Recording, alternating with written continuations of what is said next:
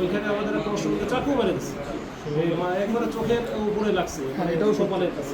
সাংবাদিকদেরকে কারা আটকাইছে? থাকেন সাংবাদিকদের মারছেন কেন? দাঁড়ান। দর্শক দেখতে পাচ্ছেন সাংবাদিকদেরকে কয়েকজন কিন্তু আটকেছে। দাঁড়ান ভাই। দর্শক এই যে এই শিক্ষার্থীরা এরাই কিন্তু আসলে ঢাকা বিশ্ববিদ্যালয়ের শিক্ষার্থী পরিচয় দিয়ে তারা কিন্তু সাংবাদিকদেরকে এখানে যে অভিযানটি পরিচালনা করছিল প্রশাসন, সেই পরিচালনায় কিন্তু তারা বাধা দিয়েছে এবং তাদেরকে আটকে রেখে তারা কিন্তু তাদেরকে হেনস্থা করেছে।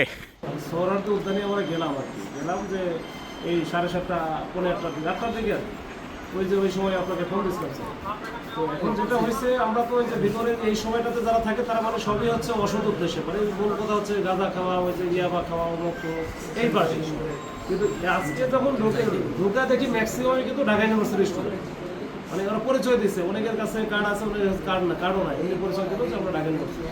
এবং এরা কিন্তু ওই যে আমরা গাঁজা সহ পাওয়া গেলে একটা আবার করছে কি, আমাদের এক ওই আমরা ছিলাম না, এদের এক পাশে আবার ছিল, ওইখানে আমাদের একটা অসুবিধা চাকু মেরে দিচ্ছে একবারে চোখের উপরে লাগছে, এটাও সকালের কাছে, চোখের কাছে।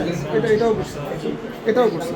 হ্যাঁ, এবং আমাদের যে সাংবাদিক ছিল ওখানে, এদেরকে সাংবাদিকের কয়েকজনকে হেনস্থা করছে, ওদেরকে পিটাইছে। আমরা তো আর জানি না, আমরা এই পাশ দিয়ে ওই যে শিশু পার্ক দিয়ে আমরা বেরিয়ে চলে আসছি, ঠিক আছে, আমরা একটা ঝাঁকি দিলাম, দিয়ে আমরা চলে আসলাম। ওদেরকে যেহেতু 8-10 জনকে ধরছি, তারা নিয়ে আসতে। এবং আমাদের একটা হাউসে ফোন দিয়ে তারা বলছে লাইসেন্স দিয়ে তাদের কাছে যাওয়ার জন্য। আবার ওই যে ওদের সাংবাদিকদেরও একজনকে ফোন দিয়ে আবার ওদের হাউসে ফোন দিচ্ছে, ফোন দিয়ে বলছে আপনাদের সাংবাদিক এখানে আছে, এসে নিয়ে যান, পুরো আছে। তার মানে ওরা পিটায় রাখছে আর কি। এই বিষয়গুলো অবশ্য আমাদের জানা ছিল না, হলে আমরা যাইতাম। তো পরে যে শুনে আমি অবশ্য টিম পাঠাইছি, টিম পাঠানোর পরে ওরা উদ্ধার করে নিয়ে আসছে। এখন এই যে কয়েকজনকে স্যার আমরা কিন্তু নিয়েও আসি, এখন এগুলো পরে কি করবো আমি তো। দেশে দেশে সবার সাথে দ্য নিউজ।